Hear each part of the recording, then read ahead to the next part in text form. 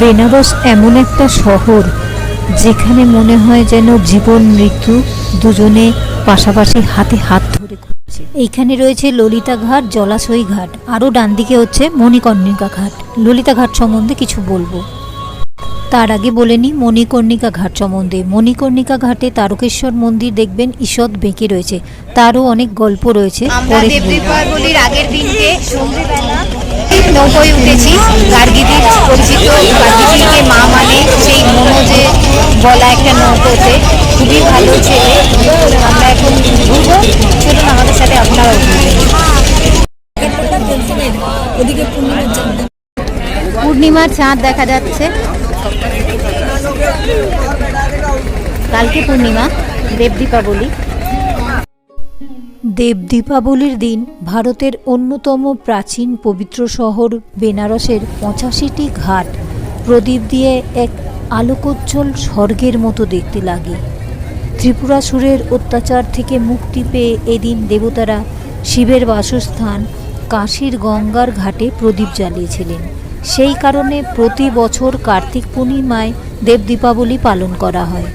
কার্তিক অমাবস্যা ও কার্তিক পূর্ণিমা তিথির মধ্যে যেহেতু 15 দিনের তফাৎ, তাই দীপাবলির ঠিক 15 দিন পরেই পালিত হয় দেব দীপাবলি।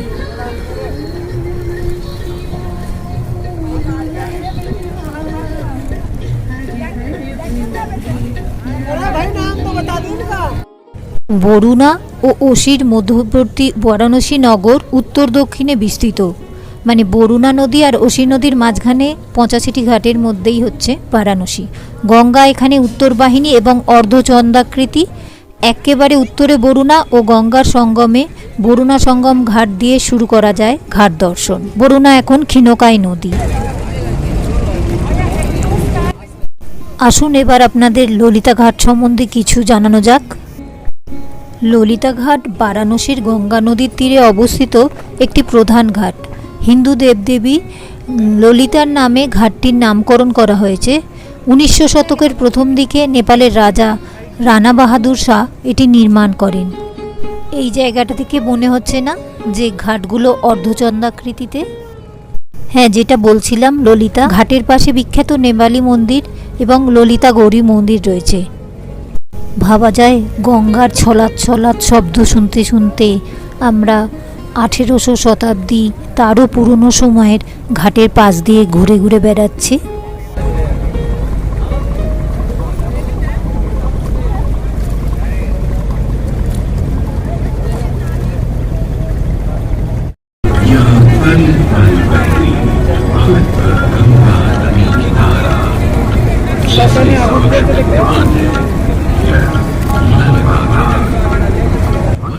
এই দেখুন, আমরা মণিকর্ণিকার সামনে দিয়ে যাচ্ছি।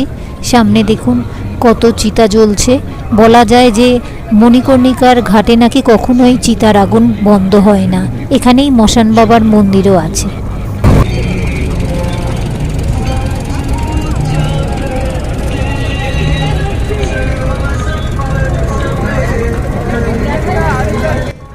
মণিকর্ণিকার ঘাটে যে মন্দিরটি বেঁকে রয়েছে সেটি আসলে তারকেশ্বর মন্দির। এটি অহল্যাবাইয়ের দ্বারা নির্মিত এবং একটি গল্প কথা চালু আছে যে কোনো ধনী ব্যক্তি এই মন্দিরের সামনে এসে বলেছিলেন যে মা তোমার ঋণ শোধ করলাম, তারপরে নাকি মন্দিরটি বেঁকে যায়।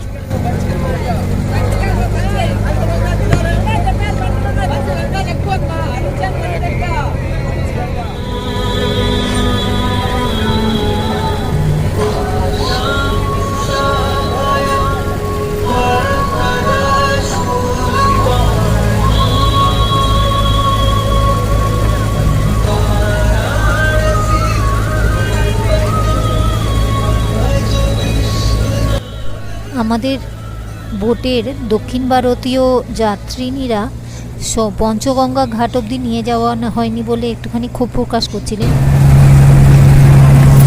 ওই একটা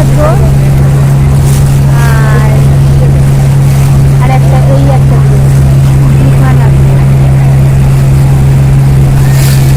আসলে আমরা এই জায়গাটা ঘোরাঘুরি করার পর আমাদের এনারা নিয়ে যাবেন হচ্ছে দশাশ্বমেধ ঘাটের আরতি দেখার জন্য।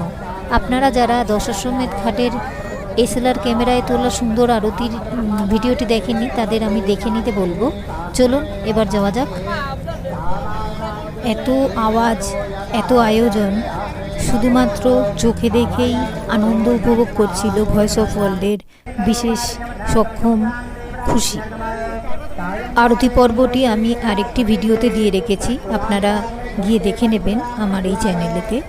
আর আমাদের বোটের যাত্রা এখানেই সমাপ্ত হলো, কিন্তু আপনাদের দেখাচ্ছি ওপারে ব্যাসকাশিও কি সুন্দর আলোয় সেজে উঠেছে।